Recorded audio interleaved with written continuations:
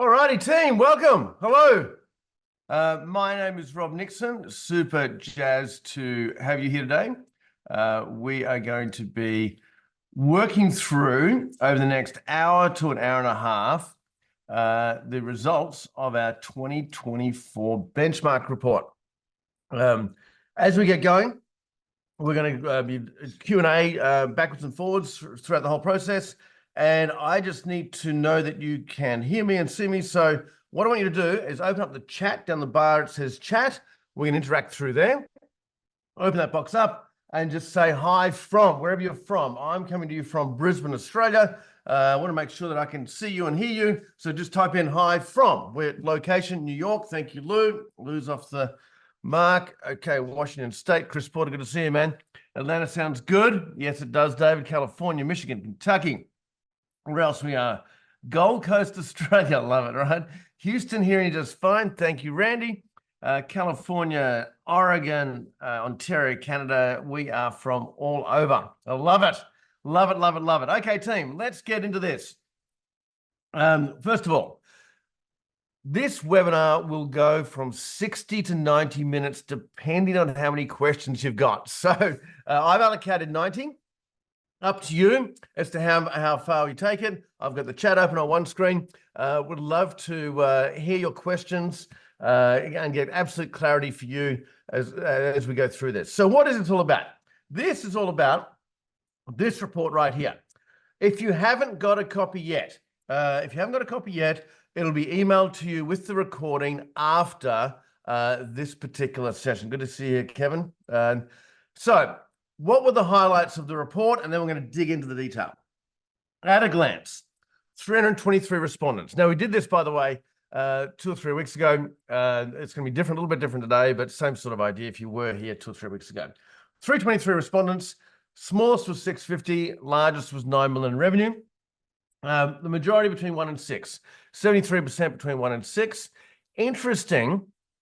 The growth rate, it was a bumper year last year for the North American accounting profession.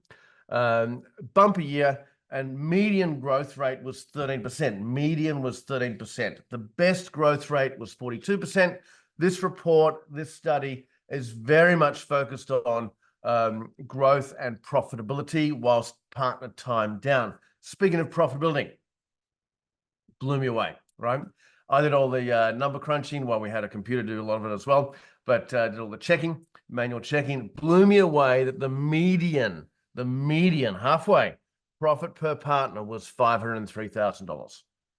Median was $503,000. That was amazing, considering last year it was $420,000. As in 2022 results were $420,000, 2023 results were $500,000, and interesting in 2023. A lot of the government programs, particularly in the US and Canada, were drying up. So that was cool. Many, many years ago, I think it would have been about, say, 10, 12 years ago, I started floating the idea that whilst I was speaking on stages all over the world, that, partners should be making over $1 million profit per partner while their time is less than 500 hours. And no one believed me. Yeah, because the median profit might have been like 250 or something like that. Anyway, blow me down, 13% of our respondents were more than $1 million profit per partner. That was awesome. Might have to raise the bar, right? More than $1 million was 13% in this report. Now, granted, I do find, just as a disclaimer on all of this, the firms that go in these benchmark reports are typically hungrier, better firms anyway. I had the opportunity, my first benchmark report I ever wrote was in 2001. By the way, this is my 31st year. I just ticked over 30 years in May, working with the accounting profession all over the world. And my first benchmark report was 2001. And what it was I had 105 data sets for 105 firms. 105 firms had their profit and loss, their balance sheet. I was acquiring firms at the time. And I thought, what makes a great firm great? So I started digging into these data sets and finding trends and clues. And I wrote this report. It was only a 6-page report called The Good, the bad, and the ugly of the accounting profession. That was 2001. That report, I sold out of that company in 2005, but that report still exists today in Australia and New Zealand. It's pretty cool. Talking about profitability, though, the highest profit per partner was $4 million. $4 million profit. Interesting enough, Mike, who from Florida, who got the highest profit per partner, also had the highest profit per partner last year and the year before. Last year was a tick over 3 million. The year before was a tick over 2 million. He's doubled his profit as a sole practitioner from $2 to $4 million in 2 years flat. That's pretty awesome. So there's some highlights to get you to whet your appetite as we dig into the details as to what we're going to be talking about, all these fun facts and what makes a great firm great, what numbers to look for, how to pull them apart, et cetera, et cetera. So let's have a look at the agenda, our unhidden agenda. We're a coaching business, so we have capacity to help 8 firms right now. Right now, as in starting now, starting before your September 15 deadline or just after it, before your October 15 deadline or just after it, but let's start the conversation now. Basically, if you are more than $1 million in revenue, our objective is to help you get to a more than $1 million profit while you work less than 500 client delivery hours. That's our objective. All of our content, all of our methodology is centered around that. More than $1 million profit, less than 500 hours, a more sustainable business. If you're 1 to 5 aligned partners, if you're ambitious, because we're going to push you, and you're coachable, you must implement, then let's meet and see if we can help, right? Let's have a chat. Meeting details are in the chat, or use this QR code here. So there's some meeting details there. QR code is going to be appearing all the way through. So by all means, jump in there.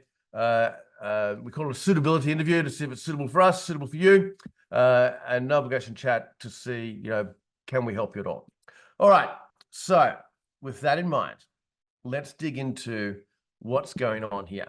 What's going on here is what we call the Accountant's Operating System, AOS. It's an end-to-end process, a best practice way to run your accounting firm after many, many decades working with firms all over the world, working out what works and what doesn't work. Do that, don't do that. End-to-end solution to help you with 3 things I said: reduce personal time, increase profitability, and build a more sustainable business. Now, as I set the context of this data set in the benchmark report, and the context of what you're doing, here is a journey that you're on that you probably didn't even know that you're on, right? So what you find is that when we meet a firm, they're typically a practice owner, a practitioner practicing their craft.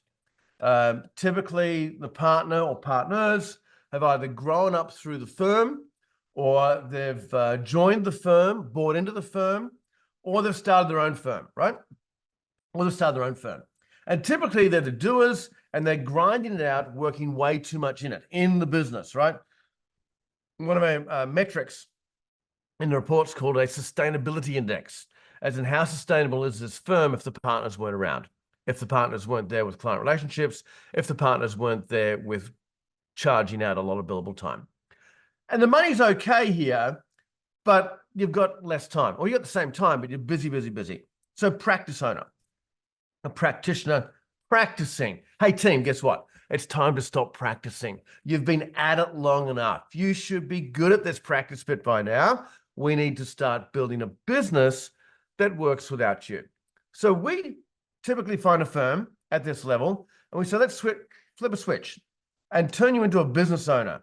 You own an accounting business that provides accounting services to your client base and prospective client base. You're actually a marketing business that markets a service called accounting.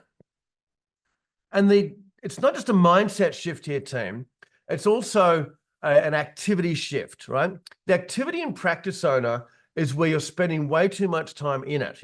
Client work, review work, managing team members, managing workflow, practice administration, et cetera, et cetera. Business owner, flip. We're going to spend more time working on it than in it. On the business, Michael Gerber coined that phrase in 1986, would you believe, in the seminal work called The E-Myth. You got to spend more time working on it than it. You've all heard it, right? What does it mean? It means you spend less time doing what the business does and more time developing and growing the business, more time on thinking, on strategy, on high-level marketing, on sales, on product development, things that get leverage. Activities that get leverage are on, things that involve time are in. And here, you've got more money and you've got more time. Pretty good place to be. And you can settle on that if you choose to. Or there's a level 3, a little secret level 3 that some firms have gotten onto. Some firms are already there without even knowing. And this is where they've taken the business owner idea to a whole new level. And said, you know what? I am a business owner of an accounting business, but I don't work in it. I'm an investor in this business. I may have started as a practice owner, but now I'm an owner, but not an operator. An owner, but not an operator. This is a level that if you choose to get there, takes more time, takes more investment, takes more activity. But the cool thing is, you're not working in this business. The business runs without you. You've got marketing manager, you've got salespeople, you've got tax reviewers, you've got people who run the client relationships, you've got a general manager, a business manager running your day-to-day. You own it, and you may sit on the board of it, but you're not doing what it does. Why would you sell that?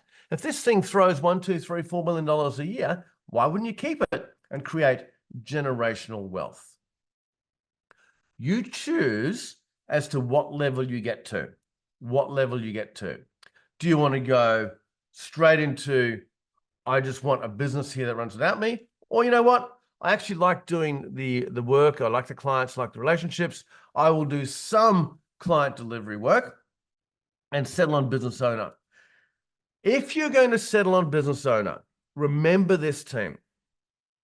As the owner, as the partner, as the person who maybe founded the business, remember this context of you and work.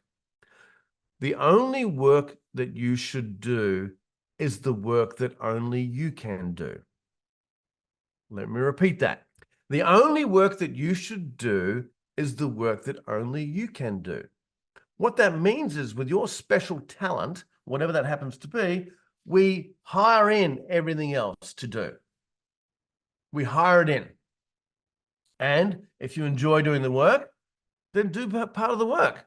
But you can hire in all sorts of different people and different technologies to do a lot of things that you do. So there's a context. What we're all about here, driving the numbers, driving the profitability, driving the time down dramatically, right? Making a more sustainable business. And ultimately, if you choose to, become an investor. Let's meet one, right? Let's meet one that we worked with. She's pretty cool. 3-year process. This is Mackie, about to meet Mackie in a minute. Mackie, small business, right? Started $1 million, now 2.5, on track for 3.5 this year. She does 0 chargeable time.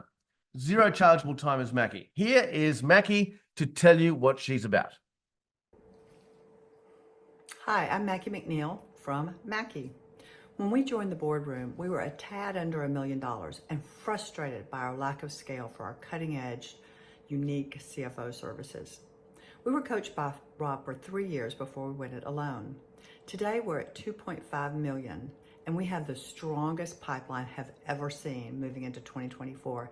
So I fully expect we'll close that year at 3.5, or we may even double. I'm not sure. We'll see. When I began coaching with Rob, I did little direct client work, but I was more engaged than I cared to be in managing my team. Today, I do no client work at all. My firm is completely managed by the management team, and all prospects are closed and vetted by that team. I spend my time on the platform as a sought-after speaker and trainer, or at my farm with my grandchildren, just playing and having fun. When I started with Rob, I thought my big takeaway would be new sales. And during our 3 years, we had some revenue growth, but nothing startling. But what was transformational and life-changing for me was that as I took my team to Rob's meetings and they saw what I was trying to get them to do, which was to step up and be a fully functioning team. Since I've now moved away, my only interaction is with a weekly check-in with our COO. Our pipeline has been growing dramatically and our revenue per client has quadrupled. I highly recommend you consider Rob's services if you want to have more time, more money, and more freedom. So I show you that to give you some hope that it's not just about the big firms doing this. It's about small firms as well. But it takes structure, it takes sorting through the weeds, it takes, cleaning up workflow. There's a lot to do. If you want to get to investor level like Mackie is, then you've got to invest, right? You've got to get things done. So you take it at your own pace. We work with firms typically sort of 3 to 4 years at a time, and then they go it alone like Mackie did 3 years and still implementing the things today. So that's the context. We want to help you, inspire you to do something different, get you thinking about your firm in ways you never thought about it before, and ultimately sorting it out so that you can have more time, more money, and more sustainability. Talk about sorting it out. One of the questions was, in the benchmark report, what are the key issues in your firm today? Here is the ranking of the key issues. Now, this doesn't add up to 100% because everyone had 3 choices, but 61% of the scores were efficiency. We're just not that efficient. 49% of the scores were finding people, no surprises there. When you've got low unemployment and pretty much everyone who wants a job's got a job, it's going to be difficult to find people. Not enough A-class clients at 47%. Let's talk about those 3. All 3 are solvable. Yes, they're an issue, but they're a solvable issue. For example, efficiency. So efficiency might be throughput of getting the work done. It might be workflow in general is an issue, mistakes. That can be solved with a better workflow process, a much, much better workflow process. Using technology, looking at the core issues as to why there's bottlenecks in the firm. Most of the bottlenecks are from your process, right? What I mean by that, the number one bottleneck is missing information from clients. We're not efficient because we haven't got all the information. Well, whose fault is that? I'm going to say the client didn't know what to send to you because you didn't have a strong enough process to show them, to let them know this is the data we need. Solvable. Finding people, solvable. Here's why. The team member you want, the next one, is already working somewhere else. Why should I join you? Is the question they would ask themselves to switch. Why would I switch? That is a marketing opportunity. It needs to be real and not fluff with, empty promises, but it is a marketing opportunity as to why I should choose you. Show me the reasons why you're a better place where I should work than the place I'm at, and not just remuneration, right? It's a marketing issue. Not enough A-class clients is a marketing issue or an opportunity. These issues, solvable. Partner hours worked, solvable. Too many clients, solvable. Profit margins, solvable. Team engagement, solvable. Cash flow, all solvable. But you've got to do something different. They may be an issue today, but we've got to flip it. We've got to put some steps in place, put some new strategy in place, some new detail in place to solve these. You must have a mindset. Look, the great coach, Dan Sullivan, said it so well so many years ago from Strategic Coach. He said, if you can write a check to solve the problem, you don't have a problem. I love that, right? These are all solvable. Solvable issues to sort out your firm so that you have a better firm. Opportunities. Here's the ranking opportunities. 66% was workflow development, lies directly in with efficiency. Team development, marketing, 30% new services, price increases, 28%. From my accountant yesterday, I got a price increase. I love this, right? So we don't coach this firm, but email came through. So my financial year here in Australia is July 1 through June 30. Here we are in the second week of August, and they're telling me a price increase for this year. They should have told me that in June, but regardless. And the email was, due to rising labor costs, our fees are going up by 7%. And I've just emailed back, yeah, sure, no worries, all good. If it was 10%, I would have said no worries. If it was 12%, no worries.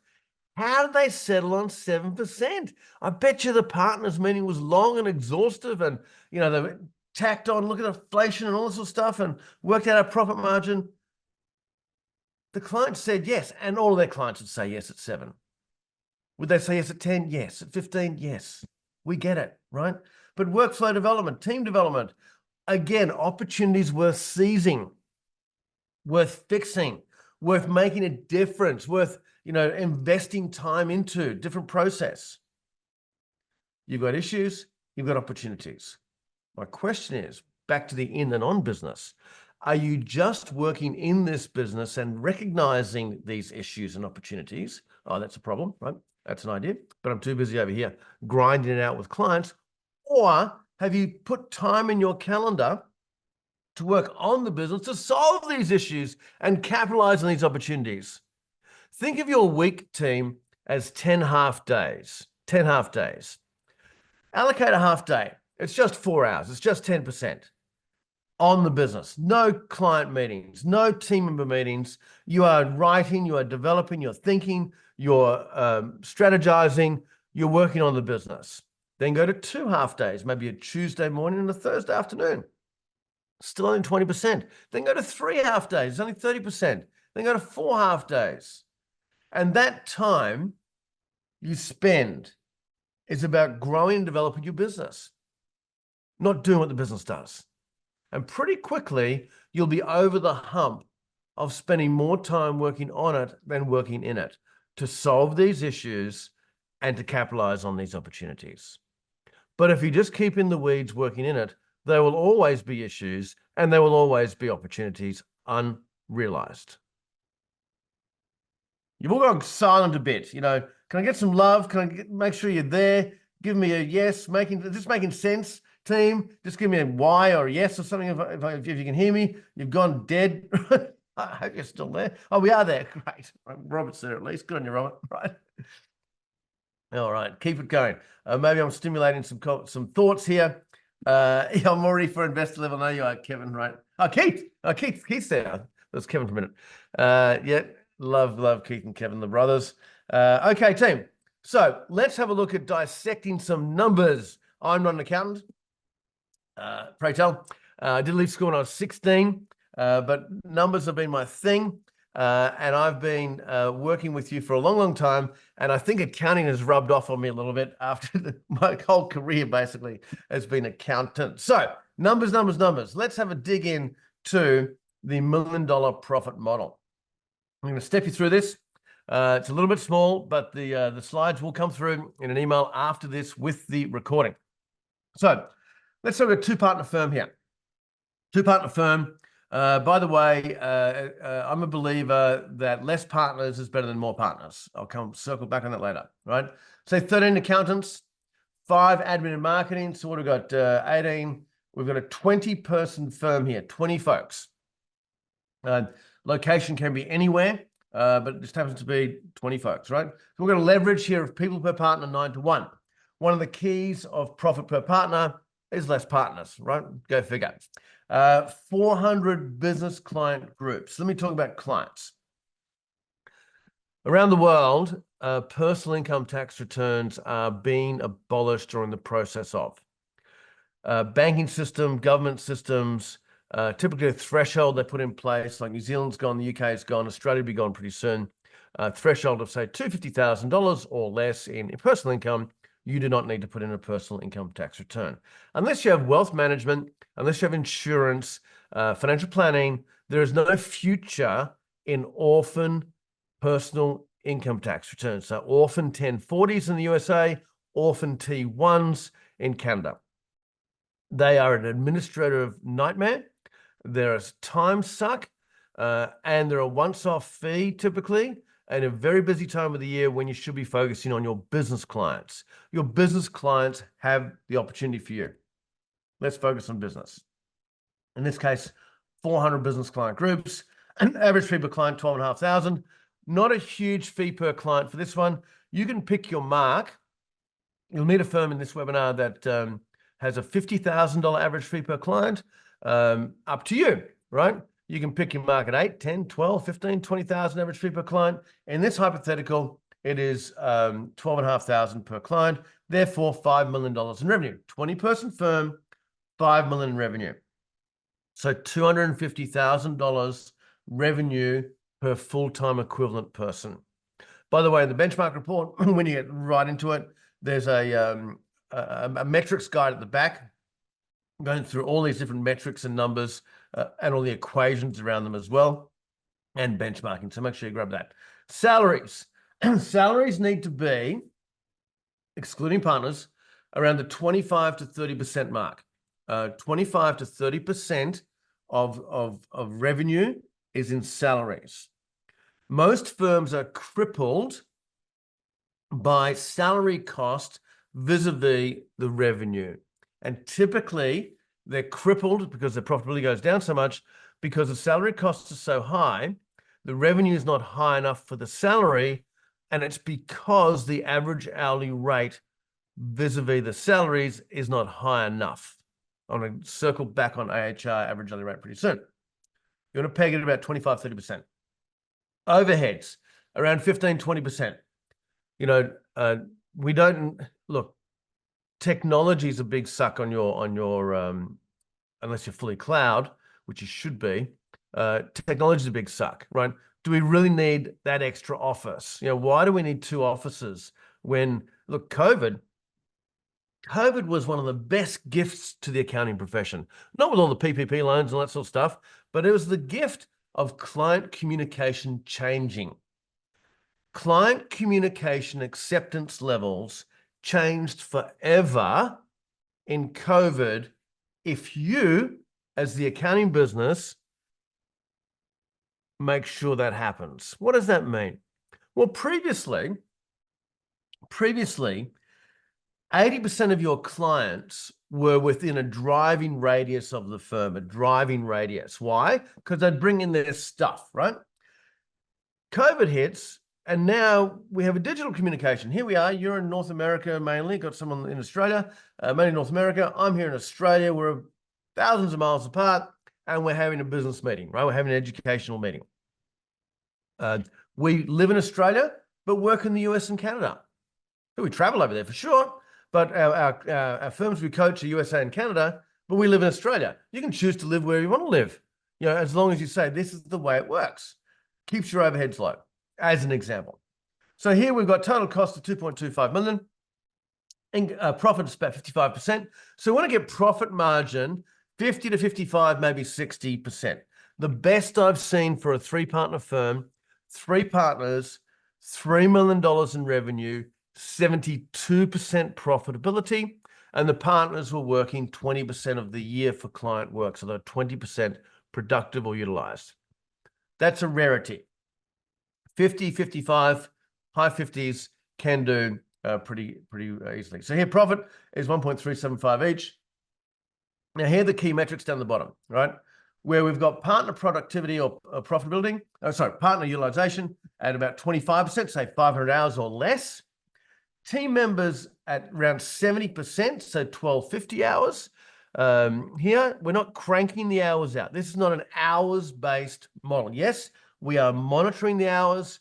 We are making sure the hours are all tracked, but we're not driving the hours. I want more billable hours out of you. I want more chargeable time out of you. We're not doing that, right? No. We want a healthy mix of time, but about 1,250 per accountant, not this crazy 1,500, 1,800, 2,000 hours, right?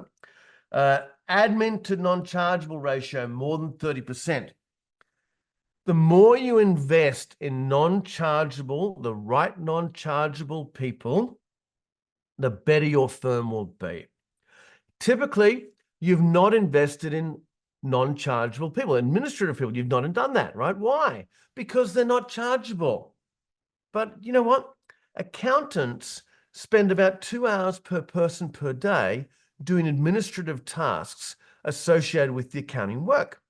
Well, why not let's hire what we call a concierge or client excellence coordinator service person to do that and do a 5-to-1 ratio or a 4-to-1 ratio and increase the level of non-chargeable people so the chargeable people can be more useful. Why do we want to grow? We need marketing people, non-chargeable. We need to make some sales. Partners initially making sales, and then let's get some salespeople, more non-chargeable people. And here, the key drivers are the two bottom ones: average hourly rate for client hours at 300 and all hours at 140. I'm going to unpack that and show you why and how powerful that number is. So that's a benchmark model of $1 million profit per partner firm. As I went through all the data sets, I was looking for one that not necessarily bang on the revenue, but had similar ratios throughout. Because it's very, and as you'll see as we go through some of these models coming up, you can't look at one of the numbers in isolation. You might see 65% profitability, partners making 800,000 each, but the partner utilization is 95%. Crazy stuff. You might see, another number that doesn't look good, but all the other numbers look bad. Or sorry, one number doesn't look good, but the others do look good. You can't look at one number in isolation. So I found a firm, not quite well, that has all good numbers throughout. Let me step you through. They're a two-partner firm, 28 accountants, 12 admin and marketing.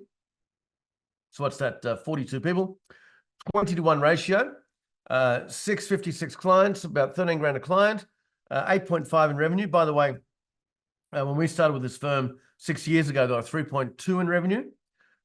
Salaries at 34%, so still a bit salary heavy here. They have some team members in the Philippines, and the rest are in Maryland and around the USA. 20% office overhead. So costs were 4.6, 3.8 profit at 46%. They've still got some wiggle room in here. I'll show you where. Basically, $2 million a partner. Partner productivity in total was 122 hours for the year. So they've really built a business here. Here's the upside in this firm, big upside. Their team members are at 1,060 hours each, the 28 accountants, which means there's another 200 hours per accountant in lost time here. So they've got some capacity to grow even further. This was the 2023 result, 8.5. They should hit 10 this year. Admin to total FTE, 40%. They were at 10% when I met them, and I encouraged them to invest in different types of people, which they did, and their business has grown through the roof. Average hourly rate, 285. When I met them, they were half that. They were 140. They were half that number. Now they're at 285, and it's a compliance shop. There's no advisory in this shop. It's 13 grand a client, all business clients, and their average hourly rate for all hours worked, 115. Knockabout blokes, good guys, into their cars.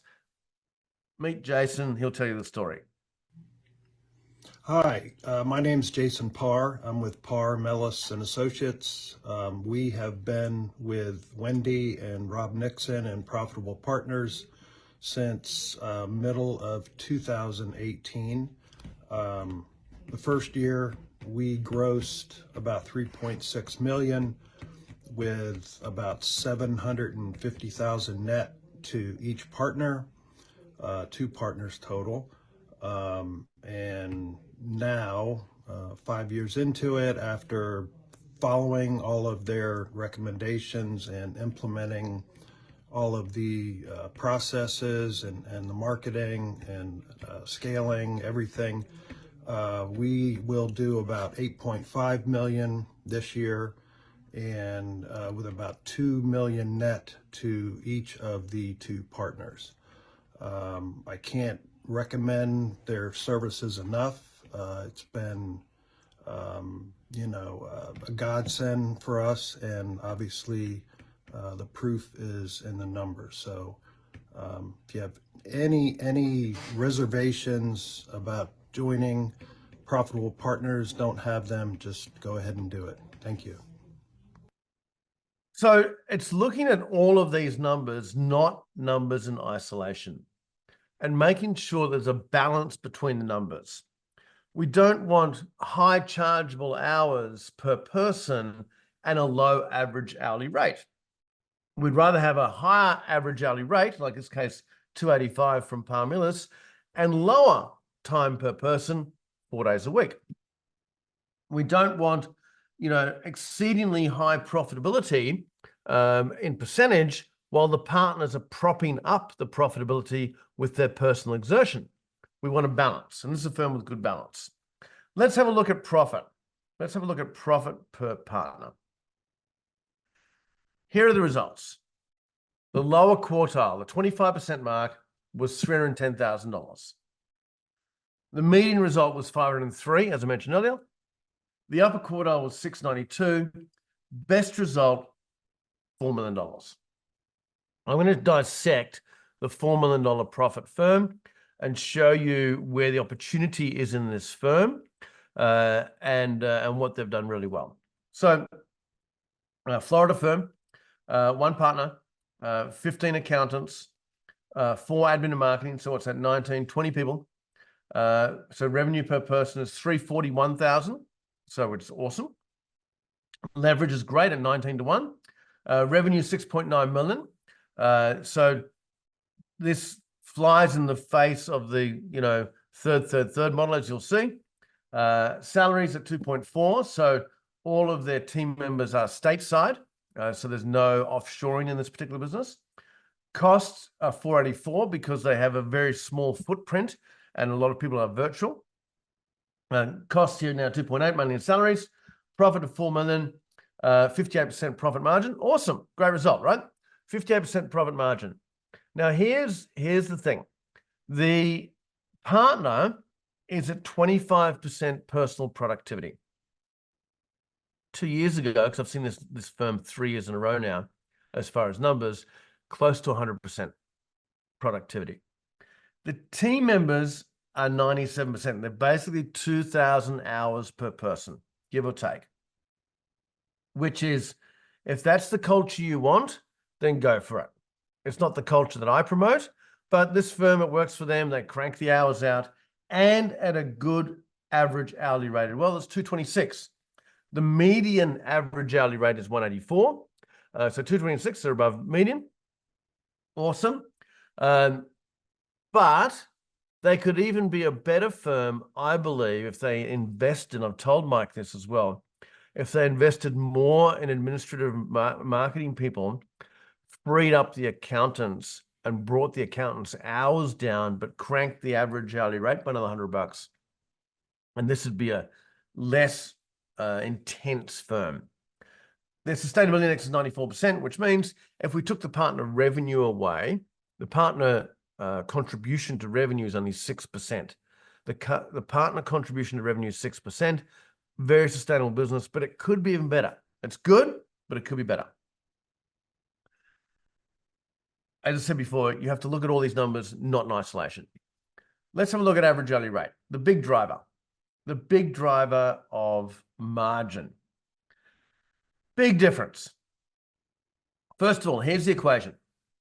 It's average hourly rate for client hours is simply revenue billed divided by client hours. So, for example, revenue was 100,000 for the month. We did 200 hours, therefore $500. Average hourly rate for client hours. Simple equation to get your head around. And that's billed, by the way, so that's after any write-downs on work in progress. So invoice, simplified, invoice is $2,000, 10 hours on invoice, $2,000. Sorry, $200. $200 average hourly rate for that invoice, to simplify this. Here is the lower quartile for the year. Lower quartile was 139. Median result, 184. Upper quartile, 222. Best result, 645. I'm not going to show you the 645 firm because that 645 firm has since been sold, by the way, but it was a very specialist firm that I encouraged them to sell their business because it was not sustainable. It's very project, very lumpy. I'm going to show you a different firm. I'm going to show you a firm from Georgia, Atlanta way, one partner firm with 5 accountants, 4 admin and marketing, so 9, 10 person firm, so small firm, right? Revenue per FTE is 233, 9-to-1 leverage, so John doesn't need another partner. Revenue $2.4 million, so tidy. And salaries are still quite high at $1.95 million. There's no offshoring for this business. Some firms offshore, some don't. So the salaries are stateside, but I'll talk about salaries in a minute when I show you some of John's numbers, right? Overhead 742. I was in his office recently. Cost 1.8. Profit's low. Profit is very low. I'm showing you this for a reason at 23%. And it's low because John's productivity is next to zero.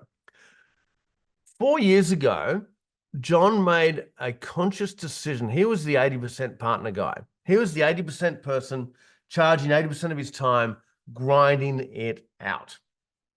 He made a decision to invest heavily in people and infrastructure to reduce his time dramatically to get to that investor level. He's literally got 50 hours a year of anything that looks like client work. And that's why his profitability is so low at the moment. His top person earns about 240. He has a marketing person as well. He has a salesperson as well. He took the view, I'm going to take a dip in profitability to get my life back. Team member productivity 68%. Average daily rate 392. I saw his July results are coming in at 410, which is awesome. And basically a very sustainable business that John's contribution here is so minimal. John will grow into the infrastructure he's put in place. To get to investor level, he's had to invest. And he's done that with some high-level people to free up his time. He's on a growth path. That was 2.4 for last year. He should have 3.5 this year. And he's got capacity to do that without any extra people, right? That becomes all profit. After a while, it ticks over, right? When now our profit goes up a lot. So to drive average hourly rate, there are 3 pieces to the puzzle. And I call this the M zone, the margin zone. If we want to drive average hourly rate, we've got top line price, we've got internal process, and we've got products sold. What does that mean? Well, these are the 3 drivers, and we need to drive it as high as you want. You can just increase price by 10% and your average hourly rate increase by 10, excuse me. But if you price up front and increase by 10%, and with better process, reduce the time by another 10%, you get a compounding effect. And then on top of that, if you then reduce the time by 10%, did I say reduce the price? I meant reduce the time, right? You reduce the time by 10% and then resell the time with a new product, you get a triple whammy of, I'm going to show you a spreadsheet of this, right? Here is the effects on average hourly rate. Little data table for you. Here's how it looks. Let's say you've got 40% profit margin before partner salaries now. And with increased price, process time efficiency reduction, and refilling the capacity with new product, we increase margin by 60%. Same costs, our profitability goes up by 150%. Same is true on revenue decline. Let's say, again, 40% profit margin, average hourly rate goes up by 60%. We could afford to lose 38% of revenue and still make the same profitability. That's pretty cool. You can use this as a planning tool. You can say, righto, my target is $5 million in revenue, and my target is $250 average hourly rate. Therefore, I need 20,000 human delivery hours. But far better if you said, you know what, my target's 5 million and I want to target $500 an hour average hourly rate. I only need 10,000 delivery hours. Far more profitable business. Straight out maths. But how do we drive it? How do we drive average hourly rate and thus driving the profit? Well, we do it per client. This is the heart the heart of our entire process on profitability. We have process on workflow, we have systems for marketing, team development, cash flow management, all those things, right? We've got the wide range of methodology to grow and improve this firm. But this is the heart of profitability. Here's how it works. The old way was it took 28 hours to complete the task, and I had an implied rate of 175 on me or my collective team, and the job, that times that, came out at 4,900 priced in arrears. Now, to get to the 4,900, the assumption was that the price was correct, sorry, the time was correct, the 28, and the hourly rate per person was correct at 175. Nothing could be further from the truth. What are we going to do with this client? We're going to repackage this client. We're going to repackage this client to, let's say, 6,125 on a monthly fee. You might add in some soft dollar options like uncapped metered phone calls, emails, and communication. Contact us when you need to. We've now got a fixed price, either by the month or for the year. Now we're incentivized to drive the time down. So we look at workflow methodology, we look at a better piece of tech, we look at efficient process of client, we look at, getting the client on cloud accounting, you on cloud systems, and we reduce the time to say 20 hours. Time is down. We're working with a firm in just south of Toronto, and worked with them for 3 years. And last year they had a big goal. And the goal was TUPY, T-U-P-Y, time under prior year. And the goal was 20%, it was a double-barreled goal, right? 20% time under prior year, and we hit $5 million. The entire team go to Mexico in winter for 2 weeks, and they did in January. But the focus was time under prior year, time under budget, time under prior year. Let's say we did this at 20. Our average hourly rate pops out the end at 306. Now, what do? Well, what we do is we get on the sniff and find a new project that client needs. We meet with the client. We call it a gap meeting, goal achievement process. We meet with the client and they buy something new, let's say $7,500 value-based fee project, right? A project. And this was priced on value to client, not time taken or hourly rate. Different subject again, not today's subject, but we have an entire we have a pricing workshop called Pricing for Profit, and it's all about how you actually price projects. It's about a 90-minute workshop. Our members get to use that as part of their development. So what we do here is we use the 8 hours that we saved earlier to complete this particular project. And the margin on this job is $937. Not all projects are of equal value. Now, our total fee for the client is $13,625, 28 hours to complete, and the average hourly rate is $486 for this client. It was $175, but because of price increase, process time decrease, and we sold a new product, it's now $486. How much profit from this client? New profit. We made an extra profit rate $725 because the cost structure was the same. And team, we do that over and over and over again. We price up front, we drive the time down, we refill the capacity with a new project, and then we do it again. And we do it again and again and again and again. And we get a hold of this idea of average hourly rate. We obsess on average hourly rate. We measure it by period, quarterly, monthly, weekly. You're going to meet a firm today in the next sort of 20 minutes or so, 15, 20 minutes, who, probably 10 minutes actually, they have a reward on average hourly rate every week. I'll come back to that. It's pretty cool, right? Team reward. By product, by invoice or fixed price per product. What's the margin on that product? What's the margin on that invoice? By person. Some are more efficient than others.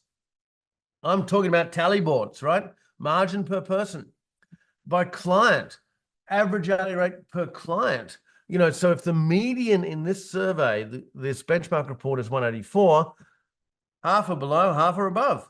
if you do the run on your client base, right, and we encourage you to do this, it's a simple spreadsheet. Column A, client name. Column B, fee for that client for the year. Column C, hours taken to get that fee. Column D is B into C, average hourly rate per client. It will astound, I encourage you to do it, right? It will astound you that if you're sitting at 180 halfway average, a lot of your larger fee clients have a lower margin to you. We need to then have a conversation with them, and we need to right price them. As my great client Melissa said, it is not about price gouging them, it's also about them not price gouging us. Average hourly rate, you should be increasing monthly. Every month, you should be increasing. Let me show you the power of average hourly rate. Let's just do this. Let's do that. All right. And let me go into a spreadsheet. Gotta have a spreadsheet. All right, just get rid of that and that. Boom, boom, boom. All right. So here's the power of average hourly rate. I have a $2.1 million firm here. And the $2.1 million firm, spell out here, has a hypothetical, right? Has a profit margin of 765, delivery hours of 11,413, and they have 1,000 capacity hours without efficiency gains, right? So what that means is the 11,413 is what's gone out the door, but their productivity was a little bit low. So they've got a further 1,000 they could utilize if they choose to, which meant the average hourly rate on the 11,400 into 2,100 is bang on the median of 184. So we're going to drive the 184 north. And here's how we're going to do that. 3 ways, as I mentioned before: price, process, product. So price is top line price. We need to work out the average hourly rate per client, of course. Some clients need to go up. Maybe you do across the board price increase, different price for different client, different price for different products. So let's say we do a price increase average of, say, 12%. Not a massive one. Could be more. Process. So now it's at time under prior year, time reduction. We've got a fixed fee. Time under budget is TUB. We've got a fixed fee and we want to reduce the time. So technology, workflow, stop over engineering, take some things out, etc. And we reduce the time by, say, 15%. We've seen as much as 60 and 80%, but let's go with 15. Now we've got capacity of 1,000 hours over here. And we've got new capacity with a 15% reduction. We're going to resell, by the way, as it says up the top, without any extra accountants, right? We're going to resell the capacity at a higher average hourly rate. So that's going to be bringing on new clients. That's going to be existing product to existing clients. And that's going to be new product to existing clients and brand new product altogether. And we're going to target, let's say, we're not even going to go crazy, right? We're going to target $350 an hour average hourly rate for the new clients.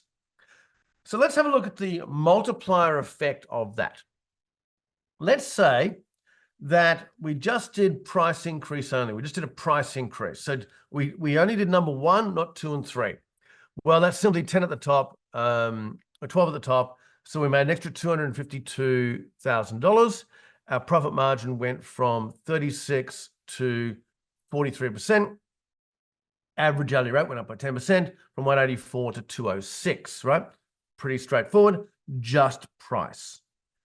Let's say we did price and process. Sorry, process only, right? So we didn't focus on price, we just focused on efficiency. Well, great. Our average hourly rate went up to $216 and our time went down to 9,700 hours, but we didn't get an uplift in revenue and profit because we didn't refill the capacity. As you're seeing, you've got to do all 3. Price and process, okay? A little bit better. We've got The 10% added to the top and went to the bottom as well. So we've got 252,000 profit increase. We've got our average daily rate's now 242, not bad, $60 up. However, we didn't refill the capacity. And I've seen this time and time again. Firms get so stuck in internal workings, they get more efficient and the price has gone up, but the profitability didn't go up a whole lot, and we still had tons of capacity. We ran out of work. No. We don't like that plan. We end all three. If we do all three at the same time in the same year, price went up by 12, time went down by 15, and we resold those saved hours, boom. Now we're talking. Revenue is now 3.3 million, profit increase of 1.2 million. Margin is 60%. This is without an extra accountants. You will need to invest in us, and you'll need to invest in some more administrative people, but no more accountants, right? Now our average hourly rate is $289, so $100. $100 at 11,000 hours is $1.1 million. Plus the 1,000, 1.2. We've still got the same number of accounting team members here, but our revenue and profit's gone through the roof.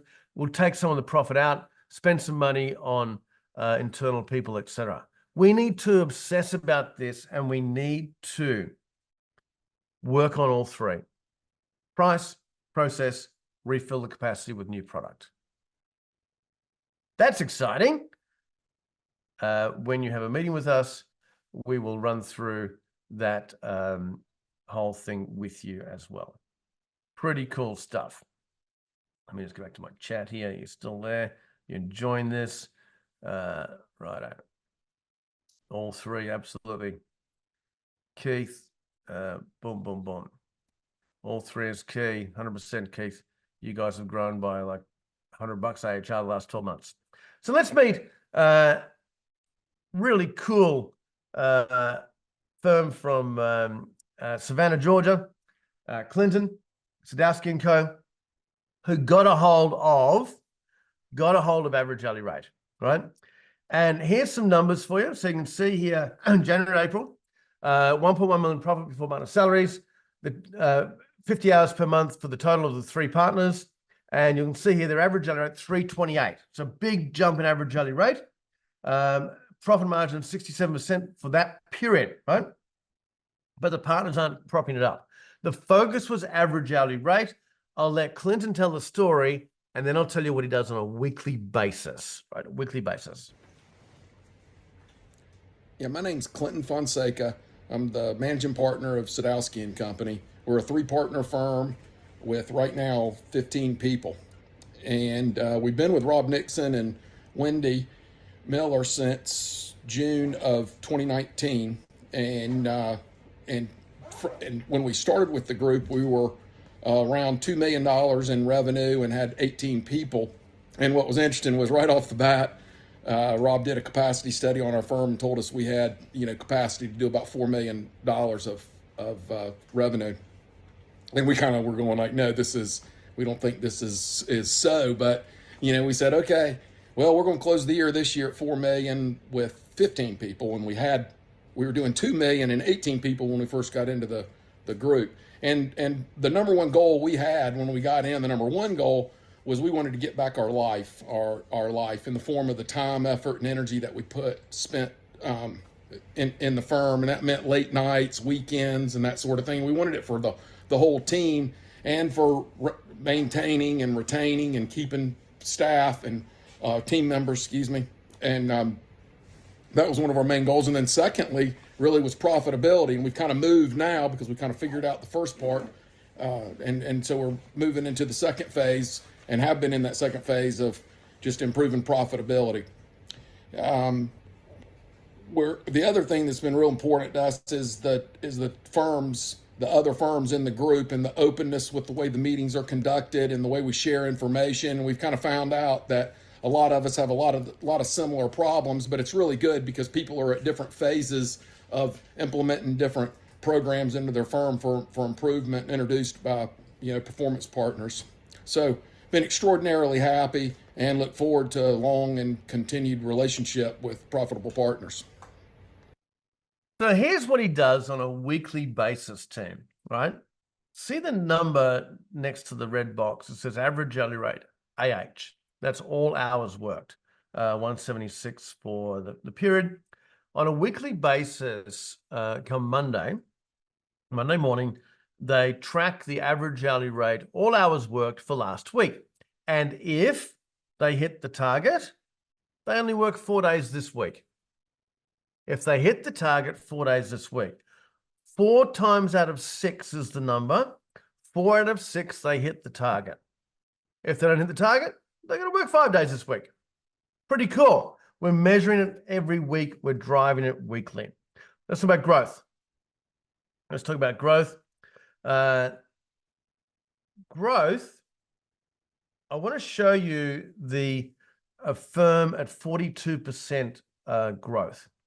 I want to show you this particular firm because I want to dispel a myth that larger firms can't grow at a decent clip. Also, I found this one at 42%. Small firms, you go from 500,000 to $1 million, pretty quick, easy, right? And then you go to mil 5, well, the growth rates declined. And then you go from mil 5 to 2, the growth rates declined. This one is a $9 million firm. Also, I wondered why I picked 42%, because if you grow at 42% per year, then you're going to double the revenue every 2 years. If you grow at 26% per year, double every 3. So here we go. Let's have a look. 5-partner firm in Canada, right? Awesome. Vancouver. 42 accountants, 8 admin and marketing, so 55 folks. Revenue per person, 171,000, 10-to-1 ratio. 10 team members per 1 partner. 9.4 million revenue. Salaries at 4.3. Overheads at 1.9. Costs at 6.3. Profit at 3.1. So profit per partner about 600. Not awesome, but it's still pretty good. 33%. Now here's the kicker. The partners' utilization was 40%. The team members was only 53%. They have not only grown by 42% in top-line revenue, they've also got capacity to grow it even further, particularly if they focus on average hourly rate, where their margin now is 187, the median was 184. So again, they can grow a lot. And the sustainability is a bit on the partners. So I want to show you this firm because although they've grown at 42, by the way, this is without acquisitions, the growth numbers without acquisitions, at 42%, they've still got more capacity in the team that they've got. You grow at a pace that suits you. Let's meet Shannon, not that firm. This one's from Texas. Really, really interesting husband and wife team. And they've got a lot of cool things. 5-year journey. This was recorded December last year. They started at 1 million, now they're at 7 in 5 years. 43% partner time to 0 time, from 80 to 140 clients, 11 grand a client to 50 grand a client. Their average growth rate was 63%. Last year, they grew at 19%, but their average over the 5 years is 63. Some years they doubled, right? Let's hear from Shannon. She's an absolute corker. Hi, my name is Shannon Badger, and my husband and I own a CPA firm in Texas, and I just wanted to share a little bit about our experience with Rob Nixon's boardroom. My husband and I founded our firm in 2014, and we joined boardroom in the fall of 2018. So we were about 4 years in, and we were $1 million in revenue. We had 10 employees. We had a lot of partner billable time. And honestly, we were really struggling with owner alignment and burnout, and we weren't getting a lot of time with our kids. We had 4 children under the age of 5. And so it was just a really difficult season of life. And so we invested in the program, and we implemented for about 2 years in the program. And then we've continued to implement the principles we learned the last 3 years. And now our firm is about 7 million in revenue. We have 46 employees. We only have 140 clients, and our average client size is 50,000 per client. And we also have 0 partner charge time. So We get to come into client meetings when we want to, but we don't have any client deadlines or billable time allocated to us in the firm. And that's really been life-changing because we can focus on the firm initiatives and sales and the other places that our firm needs us, training, developing our team, stuff like that. So it's truly been a gift. I would encourage you to consider it. Sometimes you feel like you might know what you need to implement in your firm, but the reality is if you were going to do it on your own, you would have done it already. And so it's good to have a support group. It's good to have a coach. And I guarantee you the ROI really is there. And so if you're considering it, I would be happy to even be a reference or talk through our experience.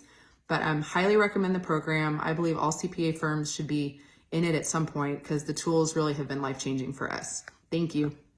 So as you go through this headspace thought process, we've got to bring you back down to terms, right? We can give you all the inspirational stories, all the how-tos, all the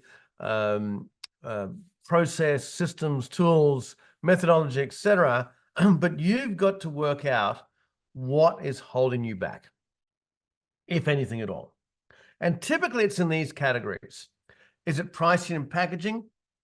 Maybe your communication program to existing clients, your workflow model, how team members and you spend your time. Maybe it's a marketing thing, marketing sales that works, product mix, what you're selling, or maybe it's a people thing, or maybe it's all of the above. Again, as I said before in the issues and opportunities section, all solvable. But as we say to firms, right, even when they sign up with us and get started, look, listen, you have to trust us now and believe us later. We don't do anything illegal, right? Everything's cool, but it requires change. And the number one thing that you need to get your head around, right, is being discontent with the present. The comfort zone is a killer. If you're in the comfort zone, here's what Bob Riggs said about the comfort zone. If you're comfortable right now, we're just coasting along, past least resistant, it's all good, common attitude, worked hard, it may seem a good place to be. Problem with this is once you start reaching, stretching, seeking, the comfort zone frame of mind is what you will settle for today. And maybe fine today, but without continued growth, you are now all you're ever going to be.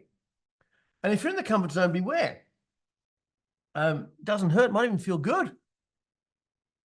Team, if we have a healthy discontent for the present, and we want more money, more time, better running business, better client relationships, then we need to think about transforming what we do. Transforming profit, transforming cash flow, transforming your revenue, your team, your clients, your lifestyle, your wealth, and ultimately yourself, becoming a better person. Now, we want to help you do that, and there's 3 distinct keys to it. There's accountability, keeping you accountable, there's learning, and there's sharing. Content only. Today is content, right? You'll get the slides. Content. Listen to the recording. It's content. Read one of our books. We've got 4 of them. Content, right? Download all our free tools. Get the benchmark report. Content, content, content. Content gives you a bit of a burst, and then it peters off. It fizzles off. With proper coaching, accountability, tools, and support, you keep the pressure on, and you keep changing and changing and changing. So from today, you've got a choice. You can do nothing. Totally cool. Do nothing. You can do a little on your own, or with our help, we can help you transform. As I said at the start, we are here to help for a few firms, firms that are good for us and we're good for them. We're looking for 8 right now. You need to be more than $1 million in revenue, and 1 to 5 aligned partners. You need to be ambitious. You need to be coachable. If that's you, then let's have an exploratory meeting and see if we're both a fit, right? I'll put the meeting details in the chat for sure, in the chat, and let's catch up and let's see if we're a fit for each other. Team, you've been very quiet, maybe just engrossed. I don't know what it is. But thank you. I hope you enjoyed that. I hope that you do something with it, even if we don't work together. I hope you got something out of that you can actually use in your firm straight away, or get you thinking. Some of the tools. When we have the meeting, we will discuss. Or if we have a meeting, we'll discuss. The project for you and the investment structure around that. We do have a guarantee on our fees as well, a 5 times ROI guarantee. We expect you to make at least 5 times what you pay us, provided you do what you say you're going to do. So awesome. Thank you very much. So team, have fun. Go ahead, implement something. And looking forward to meeting a few of you and working with a couple of you. All the best, team. Good morning from Australia. Good afternoon from North America. All the best. Bye-bye.